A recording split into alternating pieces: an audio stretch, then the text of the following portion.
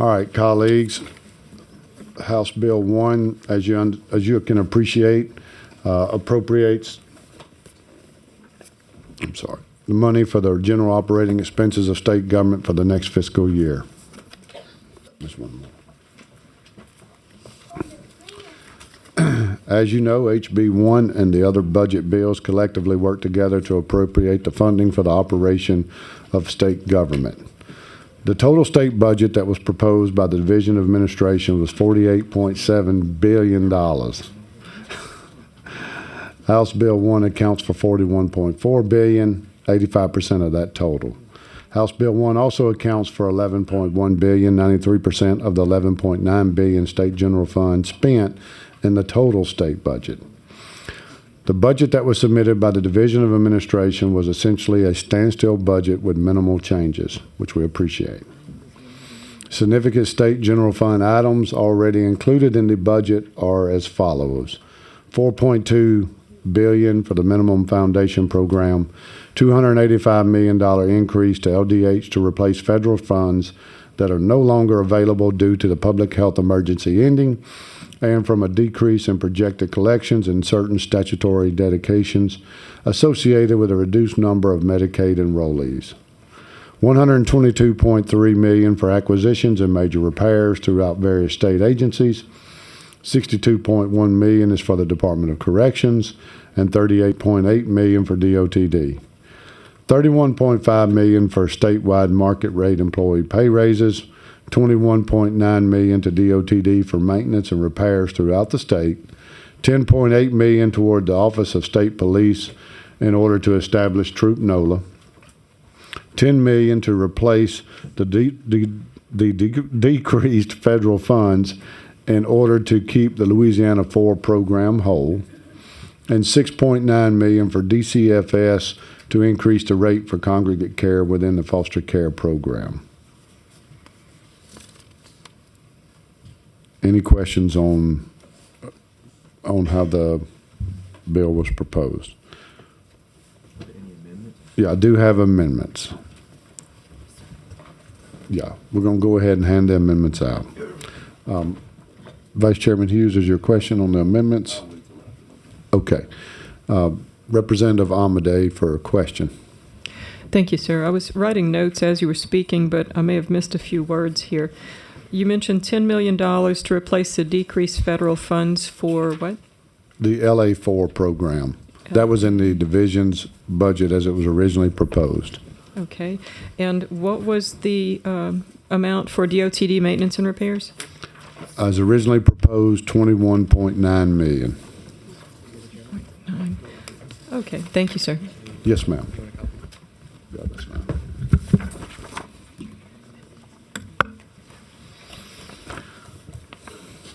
We'll give staff time to pass out all the amendments.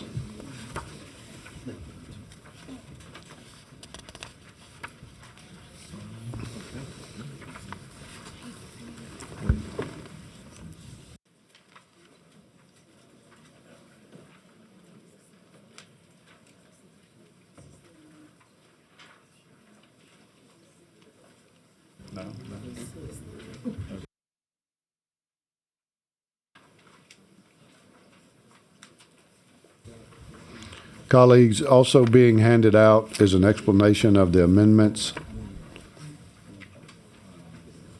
So I want to give you time to receive the amendments and the explanations. Thank you to the staff for the explanation.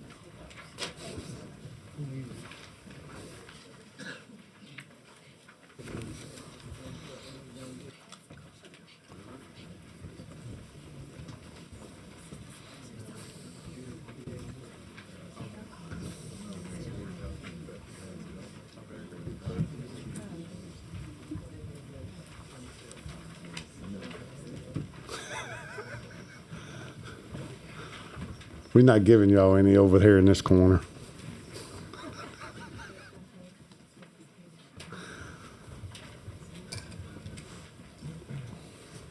She's coming.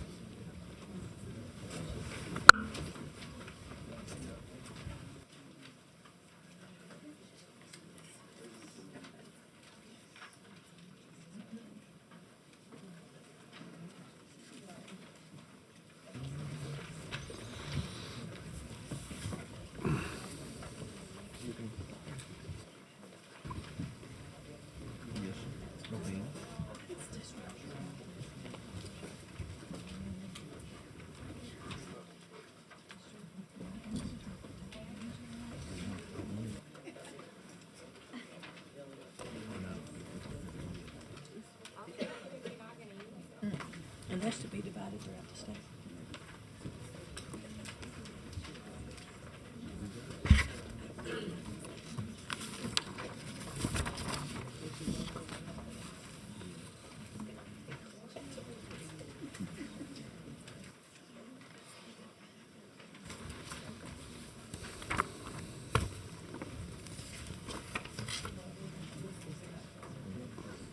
Okay, I'm going to begin to discuss what the amendments do.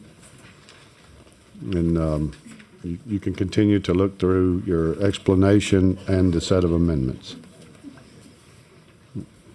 In the education fund, in the governor's proposal, the teacher stipend was funded at $198 million, but the base level of the funding needed for the MFP was short by $24.3 million.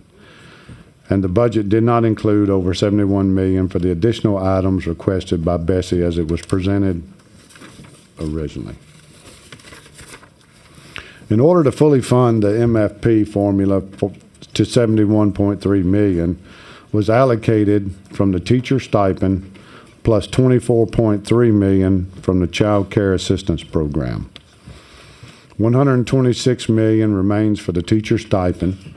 The MFP is now fully funded and includes the $30 million for tutoring, $25 million for differentiated compensation, $14 million for mandated cost, and $2 million for apprenticeships and internships. Combined, these initiatives will increase teacher pay in fiscal year 25 by $151 million through the teacher stipends and the differentiated compensation included in the MFP formula. With these amendments, early childhood will be funded at $387.6 million total means of financing, of which $147 million is state general fund. The early childhood funding includes $204 million, $64 million being state general fund for the Child Care Assistance Program. The CCAP program is reduced by $24.3 million from the proposed $51 million, still leaving $26.8 million. $95.5 million, $75.6 million in state general fund is for the LA4 program. $7.8 million state general fund for early childhood development. Other initiatives included in the amendments: $30 million in statutory dedications from the Transportation Trust Fund to DOTD for maintenance and repairs throughout the state. $15 million in statutory dedications for the Fortified Homes Program. $9 million to the Office of State Police for pay increases. A reduction of $9.1 million in Medicaid and state general fund budgeting for the program. And $4.5 million for the funding for the local housing for adult offenders. The budget that is before you and I'm presenting today utilizes $222 million less dollars in state general funds and $3.72 billion less in total means of financing when compared to the fiscal year 24 existing operating budget.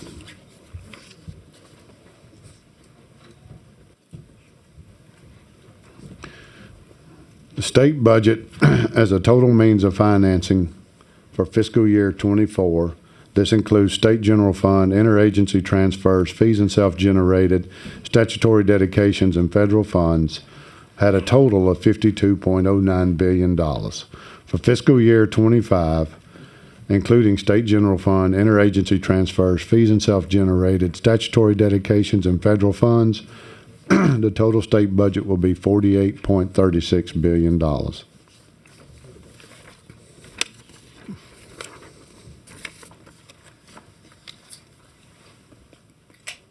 Vice Chairman Hughes for a question. No, I'll do on the bill, not on. Okay. He's still on the bill. I'm sorry, I'm keep pushing your button. Is there any questions on the amendments? Z, did you move favorable? Did you move favorable on the amendment? Okay. Yeah, okay, so Representative Zarang moved favorable on the amendments. Seeing no objection, the amendments are adopted. Back on the bill, Vice Chairman Hughes. Thank you, Mr. Chairman. Let me first just say, let me publicly thank Chairman McFarland for the extraordinary leadership and stewardship that he has rendered in guiding this committee. It's at times thankless work, but I've seen the grit, the sweat equity, the countless hours that he's put in. Members, this is my 15th. I've been through 15 budget cycles as a staff member or in my professional capacity, and now this is my 5th budget cycle as a legislator, so this is my 20th budget cycle. And what I've learned about the appropriations process is that this is one step in the process. The budget will not look like it does today once we get to the finish line. There are many things in this current budget that I like. There are a couple things that I find unacceptable. The teacher stipend must get back to the $2,000 place where the executive budget first started. We must restore dollars to early childhood education. And as this budget continues to work through the process, I will continue to work in good faith with my chairman, my speaker, my colleagues in the House and Senate to ensure that that happens. With that said, my vote today will be a vote to move this budget forward. It is not an endorsement of everything that is in this budget, but it is an endorsement of the leadership of Jack McFarland because he has kept an open door, and I know we will continue to negotiate in good faith. And my vote is an endorsement of the leadership of Speaker Philip DeVilliers because he has kept an open door, and I know we will continue to negotiate in good faith. And I know there are many members of the public that are concerned about certain dollars that need to be restored. And I want to make the commitment that we're going to continue to negotiate in good faith as this budget continues to work its way through the process to get those dollars restored. So with that, Mr. Chairman, I want to thank you for your leadership, and I want to thank this extraordinary staff for the many holidays and weekends and long nights that they have worked in putting this budget together. And at the appropriate time, I move to report House Bill 1 favorable. Thank you, Vice Chairman Hughes, for the kind words. It's appreciated. This is a collective effort by every member in this committee. We did something this year we haven't done in several years. As a member of the Appropriations Committee, I've been serving here for 9 years. Every member had the opportunity to submit their budget. Utilizing the staff and technology, every member had an opportunity to work through the budget and was challenged in each change that they made, how it would affect, and if it didn't balance, then they had to start over. And it is not easy, because many of us sit here and recognize today that although we're presenting a budget, there are some that are going to be here today and leave here today disappointed. There are some that are going to be excited. There are some that's just going to be, well, okay. But for us, it is a significant challenge. For me, I take it very serious. I appreciate the confidence of the Speaker in his appointment as a chairman of Appropriations, but also appreciate the challenge and the respect I have for the colleagues that sit in here who began when others were at home listening to budget presentations and to testimony from the public. The task is not easy. I think many of you, I've sat in here for, like I said, 9 years, and I've heard you come and make some tremendous testimony. But the budget is not finished. This is the first step in the process. Actually, it's the second step. The executive budget is the first. Now we're challenged with leaving here today and going to the House floor. The staff has worked extensive hours and had to answer a lot of questions. Not easy questions. Because believe me, we can really come up with some really tremendous ideas that are questionable. But I appreciate their hard work and the commitment that they've put in. And I can tell you, on Saturday morning, actually it was Sunday morning, it was 1:12 a.m., and I was still getting text messages and emails from our staff. That's the commitment and the time it takes to craft such a budget. Representative Freiberg for a question. Thank you, Mr. Speaker, and thank you for your hard I'm work. not the speaker. I mean, Mr. Chairman. Let's correct that. Yeah. I don't look like the VA. Mr. Chairman, we'll make you Mr. Speaker, right? Thank you for your hard work on this, and in particular, thank you to the staff who've worked, I know, so hard on this. I want to piggyback on what Representative Hughes said. I'm very concerned about the early childhood. I think I've expressed that to you. The $23 million, or the $23.4 million that we've cut. That's at least a couple thousand young people who aren't going to get early childhood care and education. And I think we wouldn't see numbers in prisons and those other areas expand if we would take care of our business with children early in this state. I also am concerned, as Representative Marcel, about the stipend for teachers.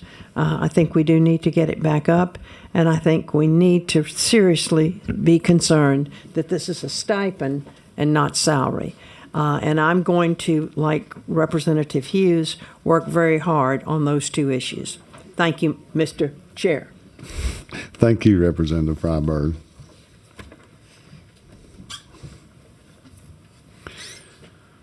I assure you, and I know that there are those here today with early childhood education who are disappointed at the reduction. Those are dollars that up until last year were federal dollars. And once again, this is a reason that why we have other legislation moving forward so that we as legislators have the opportunity to evaluate all the federal dollars that are coming into this state that we do not see when those dollars are taken and being utilized. But then when those federal dollars end, because they do begin some really tremendous and some very meaningful programs. But as legislators, we are tasked with coming back and having to backfill those federal funds with state general funds. And that is not always easy. We always love taking the federal dollars, but then when it comes time to keep the program going, we're tasked with finding state general fund dollars to do that. I appreciate the fact that last year, 12,984 children received child care assistance program.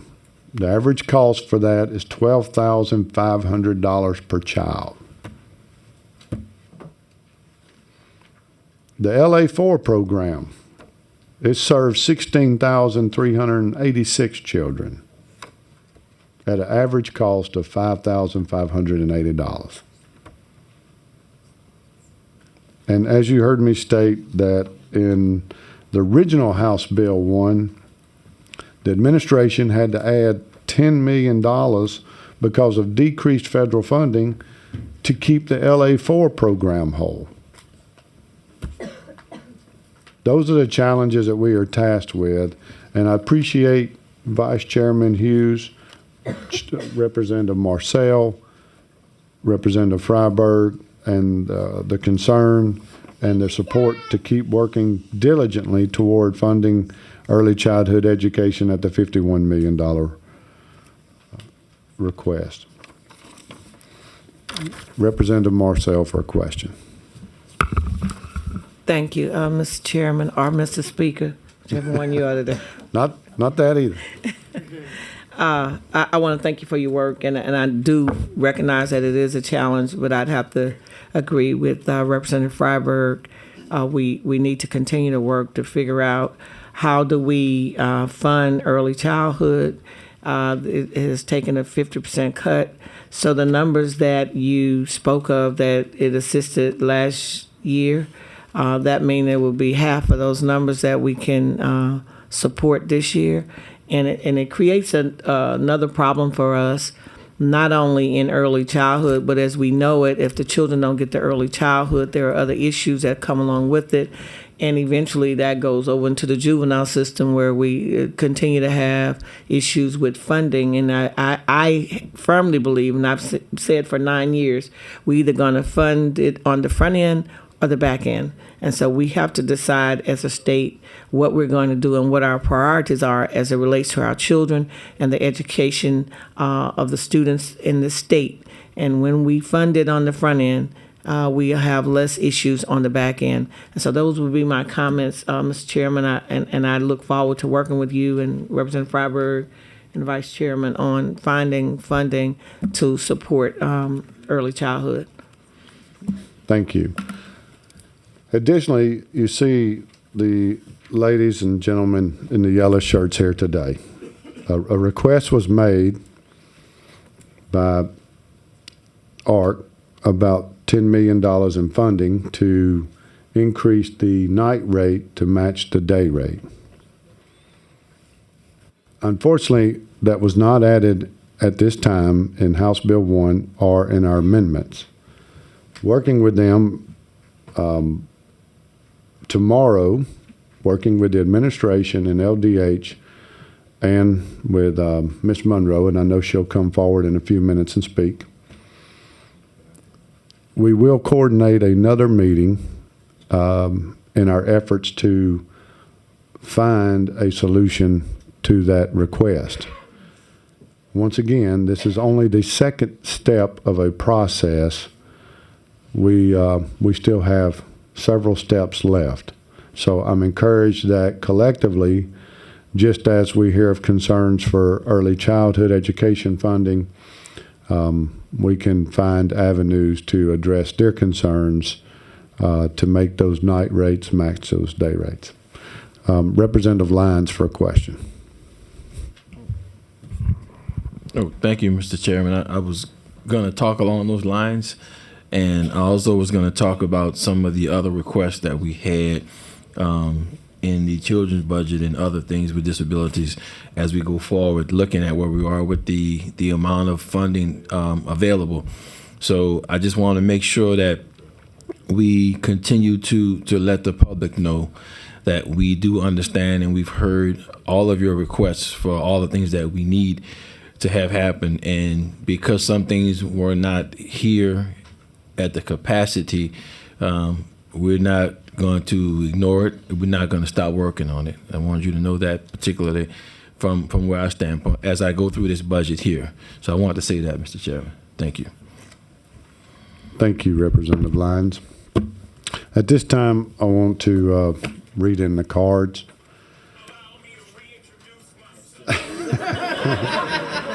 Allow me to reintroduce myself.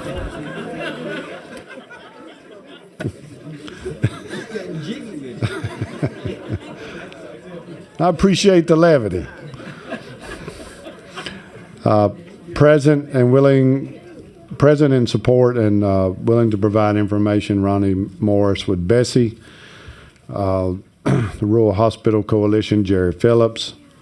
Present in support, not wishing to speak, Brenda LeBlanc, Rural Hospital Coalition. Present and would like to speak, Dr. Libby Sanye.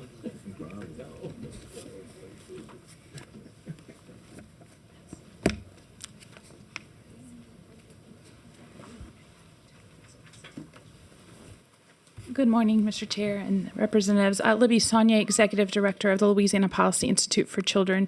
Please note that we put in a white card to provide information because recognizing that this really is the first process in the full process of the budget.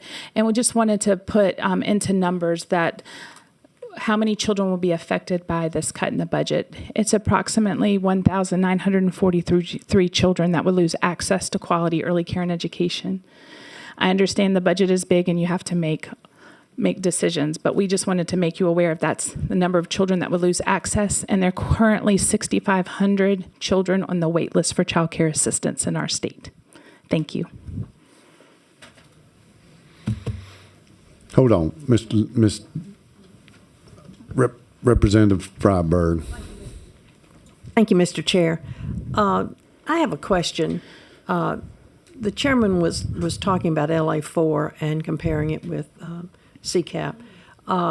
LA4 is not a year-long program, is it? No, ma'am, it's not. It is. It runs the length of an academic year, so just like a school. And does it have the same hours as an academic school hours also? Yes, it does. So whereas with child care assistance, it's full day, year round. If there's a holiday for schools, there's not a holiday for child care, and those hours are longer for child care assistance as well. Yeah, I wanted to clarify that because LA4 does not encompass the number of days or months, nor the hours per day. Correct. And if we got technical, we would probably say that dollar amount that these 4-year-olds are funded is grossly inadequate as well. Of course, it costs a lot more for a 2-year-old It does or a because of 1-year-old the than it does teacher-child a ratios. 4-year-old. Yes, Exactly. because of teacher ratios. Absolutely. Thank you. Thank you for your work. Thank you. Okay, that's it. No further questions. Thank you. Okay. Present and would like to speak in opposition, Ms. Bruce Riley would vote. Okay. Present in opposition but not wishing to speak. If I say your name incorrectly, I apologize. Emily Posney, Jamie DePlauchin, People First, Kelly Monroe, I'm sorry, Jamie. Okay, present and would like to speak.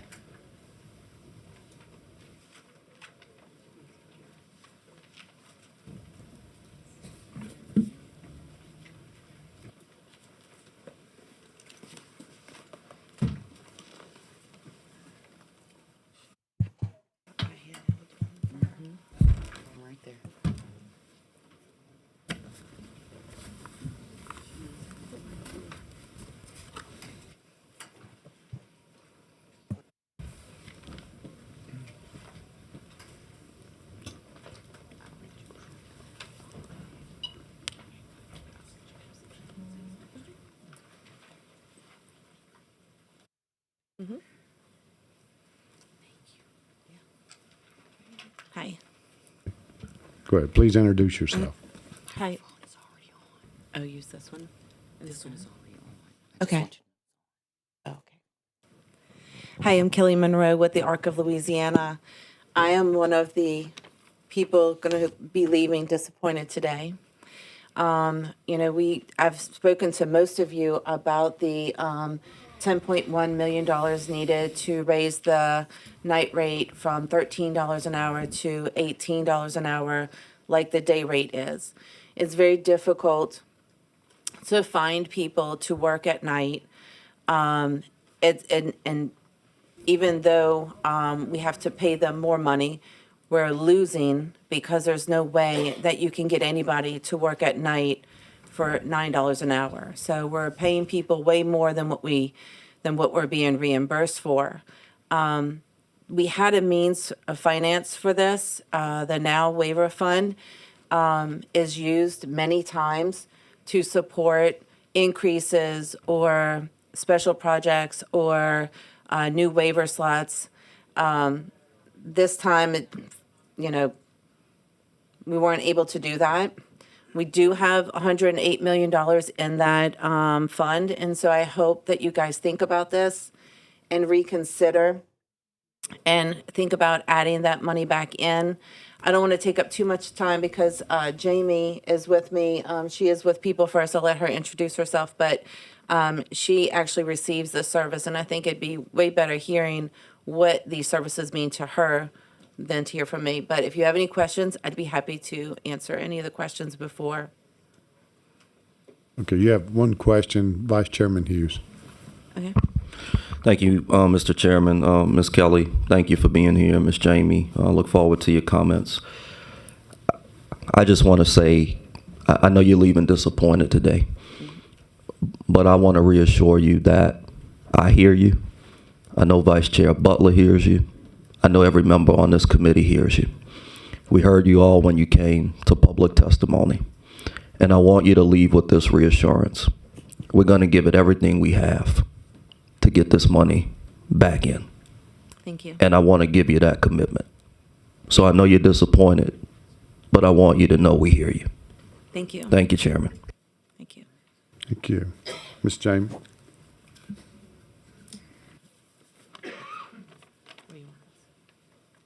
However, hello, my name is Jamie Duplichan.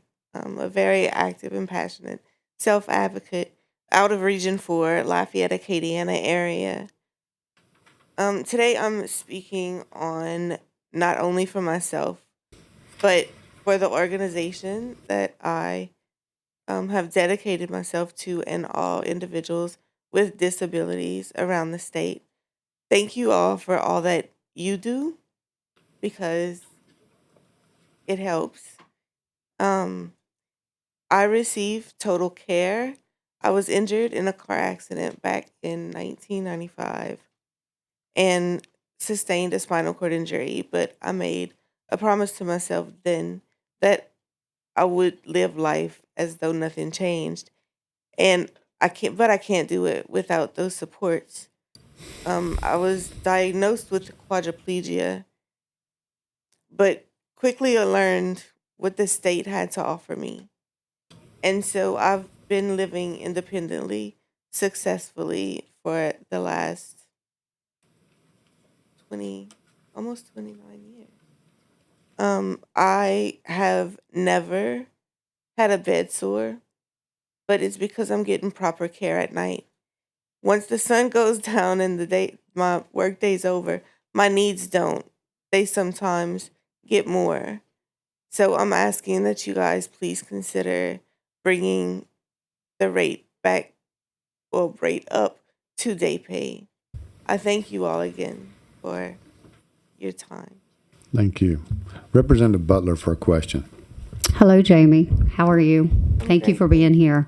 Absolutely. I just want to echo what Vice Chairman Hughes said. So this is just the first step, and we're working toward that. And I know our chairman is very involved in that. And I understand total care. My son requires total care. And if I wasn't here, he would need quality care. So we are working toward that. Don't lose hope. And I want you to know that we're all going to get into this together and see what we can do. But thank you for being here today. Thank you. And I'm proud of you. Thanks.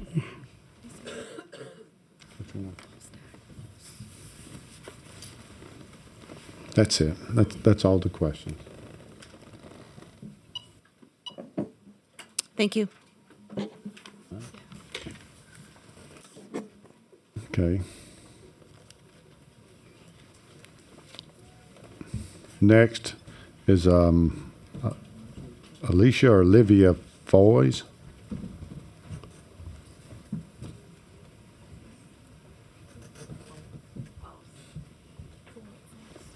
False? Yeah. Yeah, you can come forward. Said present and in opposition but wishing to speak.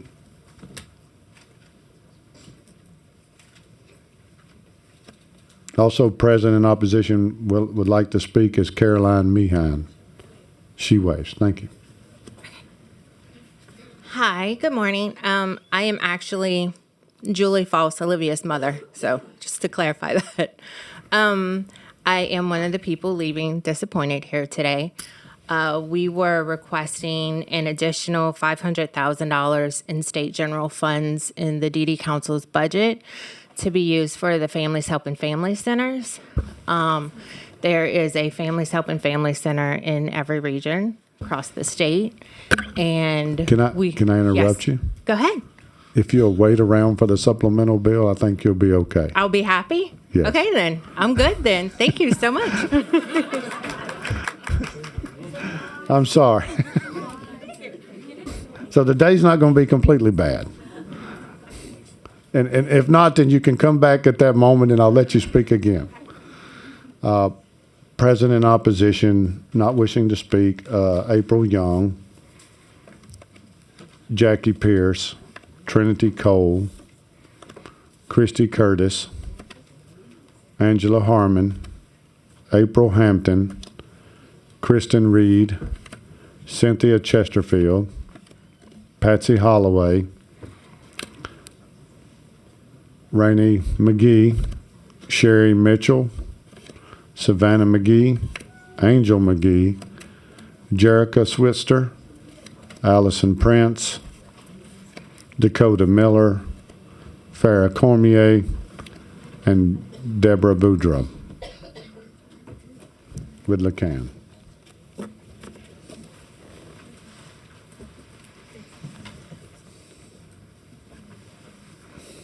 Seeing no further questions,